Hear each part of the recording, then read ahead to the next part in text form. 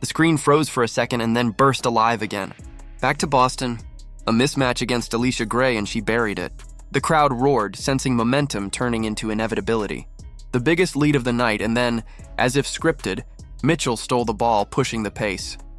Lexi Hull lined it up, the buzzer ticking down, and buried a three that sent Gainbridge Fieldhouse into chaos. That was the exclamation point Indiana needed.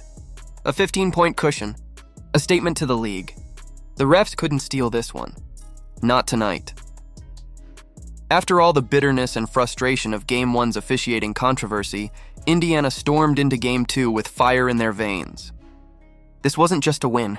It was their first playoff victory in nearly 10 years. Caitlin Clark could only cheer from the sidelines, her season cut short, but her presence was still felt. 5 players out, rotation stretched thin, and yet the fever rose from the ashes of adversity. They played not like a team chasing survival, but like a team announcing its return to relevance. And when Aaliyah Boston spoke after the final buzzer, her words captured the heartbeat of this franchise. The tension was heavy walking into Gainbridge. Fans didn't just come ready for playoff basketball. They came carrying anger. Game 1 had left scars. Whistles that felt one-sided. Moments where it seemed the deck was stacked. People called it robbery, and the disbelief turned into fury. The Lexi Hull foul was the perfect example. She had played textbook defense on Ryan Howard, backpedaling, hands up, perfect positioning. No contact, and still the whistle blew. That wasn't just a bad call. It was fuel poured on an already burning fire, but Indiana didn't sulk. They didn't use it as an excuse. They walked into Game 2 knowing that officiating couldn't be the story again. Head coach Stephanie White set the tone before the ball even tipped. There's got to be a desperation that you play with, and a sense of urgency that you play with at all times. That wasn't strategy. That was a challenge. A dare to her players. To take every 50-50 ball, to grab every rebound, to make every possession matter. She didn't just want them to play.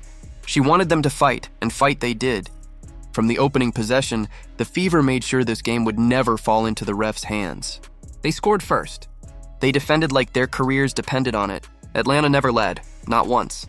From tip to final horn, Indiana controlled everything. For the first time in over 2 decades, the Fever went wire to wire in a playoff game. No ties, no lead changes, just domination. That's how you silence the ghosts of Game 1. That's how you take back your season. Atlanta's shooters never found rhythm. A team that usually lives by the perimeter looked suffocated. In the first half, just 1 for 10 from deep. By the end of the night, 5 for 19, under 40% from the field. Indiana's defense didn't just slow them down, it dismantled them. Possession after possession looked rushed, desperate, broken. And every time the Dream thought they had space, Indiana closed it. Their pressure dictated everything, but this wasn't just about defense. It was about seizing the moment. Gainbridge Fieldhouse was electric, louder than it had been in years. Fans on their feet, living every possession, and Caitlin Clark clapping, shouting, fueling the team from the bench. She couldn't play, but she became part of the engine, binding players and crowd into one force. When the clock hit 0, it wasn't just a series tied at 1. It was proof that this team could rise from heartbreak and dictate destiny. The spotlight shined brightest on Kelsey Mitchell. For years, she had carried the weight of a struggling franchise.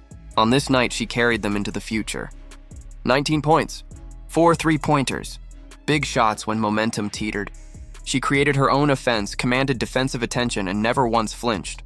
This was her playoff debut at home, and she turned it into a coronation.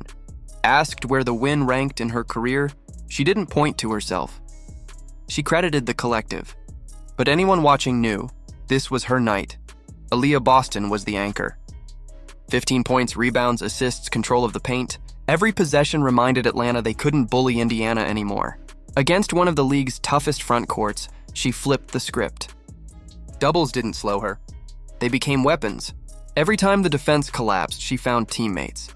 Her growth was undeniable. She wasn't just scoring. She was dictating the game's rhythm. She was proving she could lead with poise and power. Natasha Howard gave them the toughness. 12 points, relentless rebounding, the dirty work no box score fully captures. She was the physical edge, the bruiser who set the tone in the trenches. And then there was Michaela Timpson, the rookie spark nobody expected. 9 points in 9 minutes. Energy, confidence, fearlessness. In a rotation gutted by injuries, she became the unexpected jolt of momentum that tilted stretches of the game. And just when the night needed one more defining moment, Lexi Hull delivered. The buzzer-beating three to end the third quarter wasn't just a shot. It was an eruption. Gainbridge shook. Fans leapt from their seats, arms in the air, voices cracking. After years of waiting, that was the moment they'd been starved for. A dagger that turned belief into certainty. Every player had a role. Every player had a moment. Together they crushed Atlanta 77-60. The Fever's first playoff win in almost a decade. Redemption, relief, revival. Boston's words after the game summed it up best. She called it a masterclass. She said the locker room was wild, filled with belief. That wasn't just adrenaline. It was conviction. This team finally knows what it is capable of. Even Clark, sidelined in street clothes, couldn't help but share her pride. Posting about Hull's three, cheering as loud as anyone in the building, she showed that this victory belonged to everyone, those on the floor and those forced to the sidelines. Now it all shifts to Atlanta. One more game. Winner takes the series. The Dream will be desperate on their home court, but desperation doesn't scare Indiana anymore. They've been living in it all season. Injuries, doubt, controversy. They've taken every punch, and somehow they're still swinging back. Game 3 will be brutal. The Gateway Center arena will roar. The Dream will press, attack, look to run. But the Fever know who they are now. Mitchell's scoring. Boston's dominance. Howard's toughness. Timpson's spark. Hull's confidence. And a defense that makes opponents unravel. Those things don't fade when the venue changes. They travel. The Fever have already rewritten their identity. They've already silenced the doubters. Now they stand one game away from flipping the franchise's future on its head. What about you? Do you believe this team can finish the job on the road? Can the Fever pull off the upset and send Atlanta packing? Drop your thoughts in the comments. Let's keep the conversation going, and if you're fired up, hit like, subscribe, and turn on notifications so you never miss a moment. The Fever are not done yet, and neither are we.